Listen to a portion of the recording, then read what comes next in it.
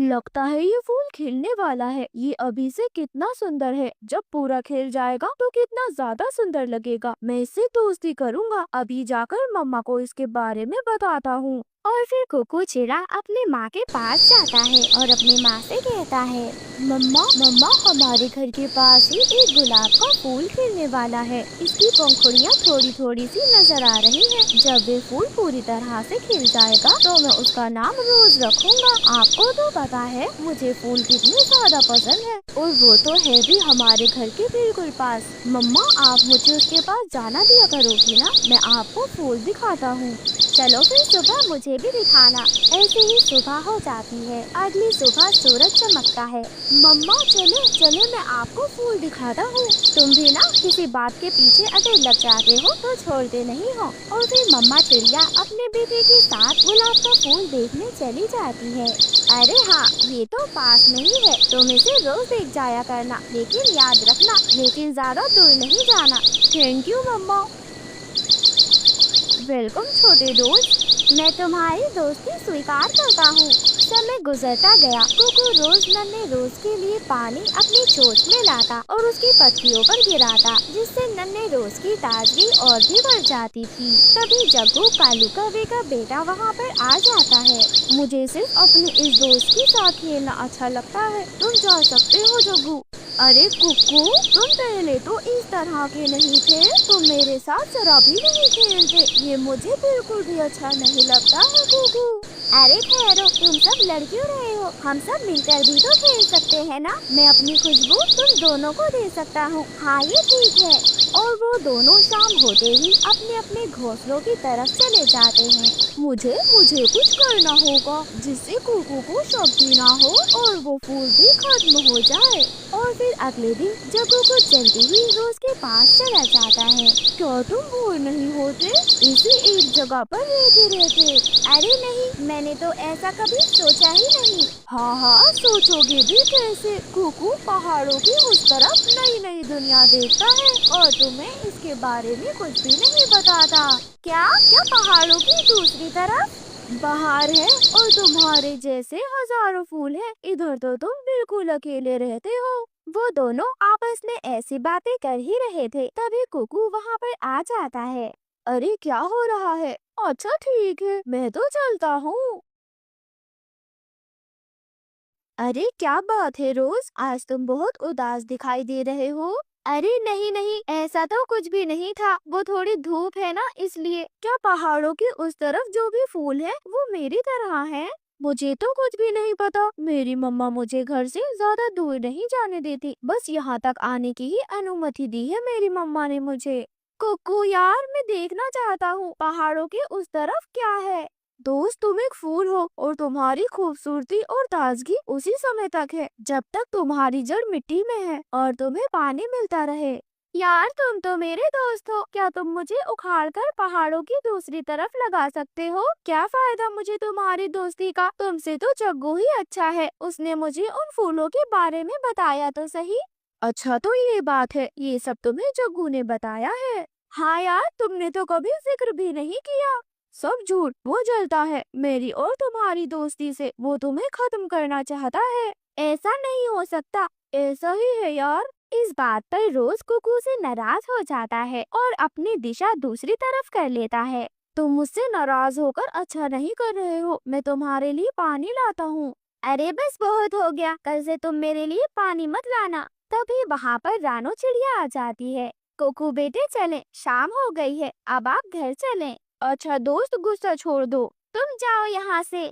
और फिर कुकू अपनी मम्मा रानो के साथ घर चला जाता है और रात में घोंसले में वे अपनी मम्मा से कहता है, मम्मा, जग्गू जलता है मेरी और रोज की दोस्ती से। वह उसे कहता है कि तुम्हें पहाड़ों की दूसरी तरफ दूसरे फूलों के पास जाना चाहिए। कुकू बेटे, तुमने बताया नहीं रोज को कि वह सूख जाएगा? ऐसे बताया था, लेकिन वो मेरी बात सुनने को तैयार ही नहीं है। अगली सुबह जग्गू रोज के पास सुबह जल्दी आ जाता है। कैसे हो मेरे दोस्त?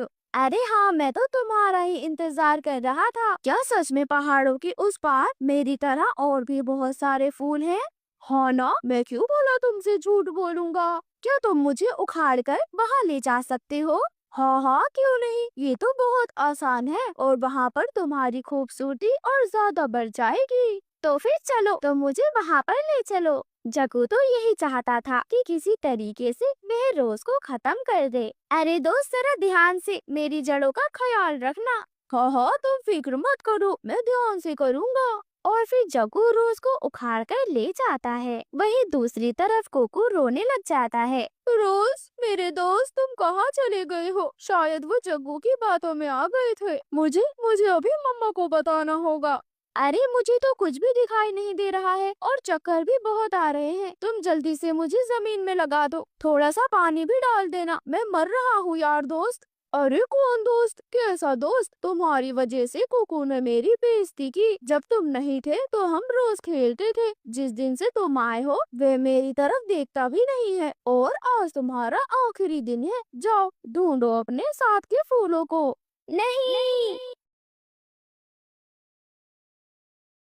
मम्मा मम्मा रोज नहीं है। शायद जग्गू उसे उखाड़कर पहाड़ों की उस तरफ ले गया है। जल्दी करो, वो उसे खत्म कर देगा मम्मा। चलो चलो, हम चलते हैं। और फिर वो दोनों पहाड़ों की तरफ चले जाते हैं और रोज को ढूंढने लगते हैं। मम्मा वो देखो, वो रहा मेरा दोस्त रोज। जल्दी चलो, रोज को जल्दी से उठाकर वापस उसे उसी जगह लगा देते हैं। और फिर रानू चिड़िया और कुकू दोनों मिलकर रोज को उठाकर उसी जगह लगा देते हैं। कुकू उसमें पानी डाल देता है। थोड़ी देर बाद रोज को होश आ जाता है। मैं फिर से यहाँ, मुझे जग्गू ने गिरा दिया था पहाड़ों पर। मैं इसकी बातों में आ गया और मैंने तुम्हारा दिल दुखाया। तुम मेरे सच्चे दोस्त हो। आज से मैं तुम्हारी सारी बात मानूंगा दोस्त, और मेरी सारी खुशबू आज से तुम्हारे लिए है। ठीक है, आइंदा मेरी दोस्ती पर कभी शक नहीं करना। इस कहानी से हमें सीख मिलती है कि हर हाथ थामने वाला दोस्त नहीं होता। हमें अच्छे दोस्तों की पहचान खुद से करनी चाहिए। जंगल में बहुत तेज बारिश हो रही थी। रानो चिड़िया अपनी बेटी के साथ घर के अंदर थी। तभी उसके टूटे फूटे घोंसले में से पानी टपकने लगता है, जिसे देखकर वो बहुत ज्यादा परेशान हो जाती है। हे भगवान, पता नहीं ये बारिश कब रुकेगी। पूरे घोंसले में बारिश का पानी छू रहा है। कहीं इस बारिश में ये घोंसला गिर ना जाए। गुड़िया के पापा अगर जिंदा होते तो हमारा भी पक्का घर बन गया होता। लेकिन हाय रे, ये किस्मत भगवान से ये भी नहीं देखा गया। अरे गुड़िया, भाग जल्दी से, घोंसला टूट रहा है। कुकू बाहर पानी में मजे कर रहा है, उसे भी साथ ले ले। रानो चिड़िया जल्दी जल्दी अपने बच्चों के साथ घर से बाहर निकल जाती है और तभी उनका घर टूट जाता है। अब उनके पास रहने का कोई ठिकाना नहीं था, वो बेघर हो गए थे। रानो चिड़िया अपने बच्चों को लेकर इधर उधर भटकने लगती है, लेकिन उसे कहीं भी आसरा नहीं मिलता। तभी वो रोने लगती है। हे भगवान, इस तेज बारिश में अपने नन्हे मुन्ने बच्चों को लेकर कब तक भटकती रहूं? कहीं सर छुपाने के लिए छोटी सी जगह भी मिल जाती तो अच्छा होता। लेकिन अब मैं क्या करूं? मुझे कुछ समझ नहीं आ रहा। तभी उसकी बेटी गुड़िया अपनी माँ रानो चिड़िया से कहती है, माँ वो देखो, उस घर का दरवाजा खुला है, चलो जल्दी वहाँ चलते हैं। हाँ बेटा, तुमने सही कहा, चलो चलकर देखते हैं।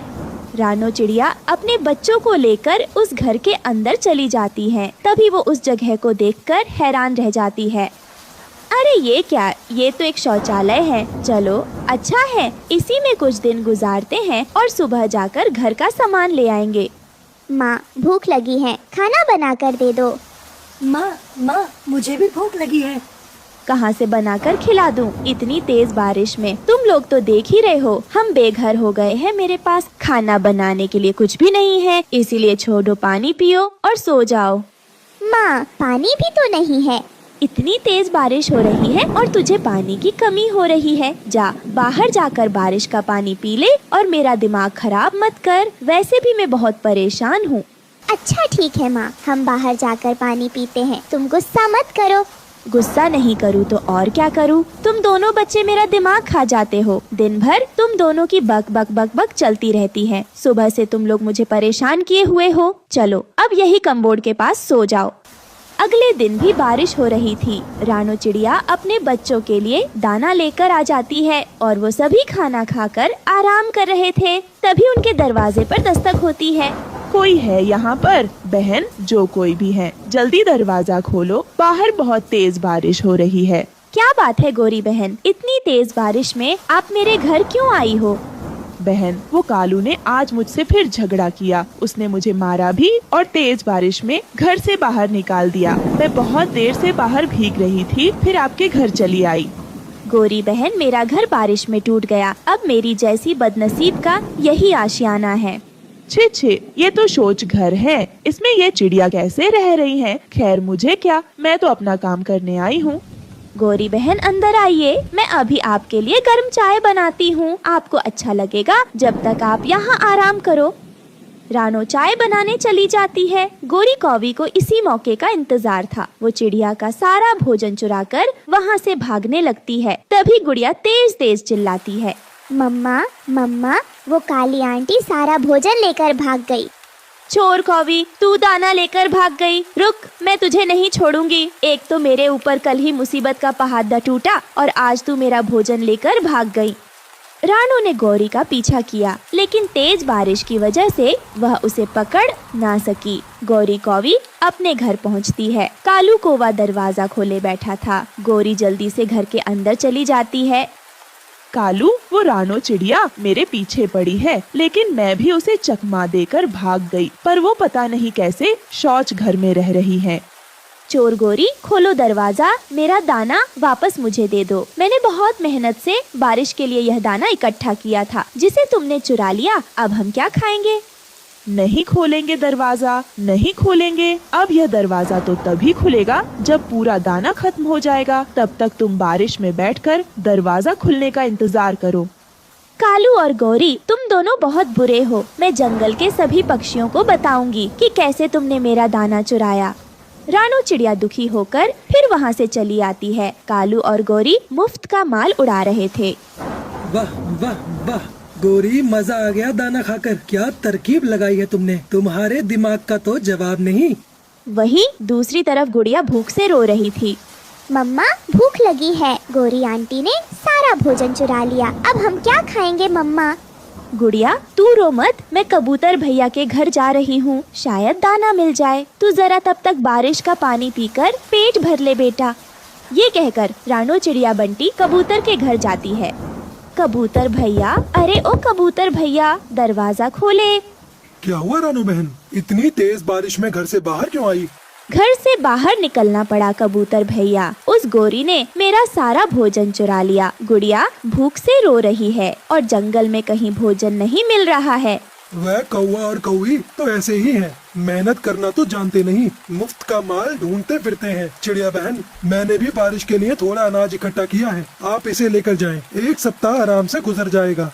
आपका बहुत बहुत धन्यवाद। कबूतर भैया रानो भोजन लेकर अपने घर आती है। जंगल में बारिश लगातार कई दिनों तक हो रही थी। कौवों का चुराया हुआ सारा भोजन खत्म हो जाता है। गोरी, रानो चिड़िया के यहाँ से लाया हुआ भोजन तो सब खत्म हो गया। अब हम क्या खाएंगे? बारिश भी रुकने का नाम नहीं ले रही है।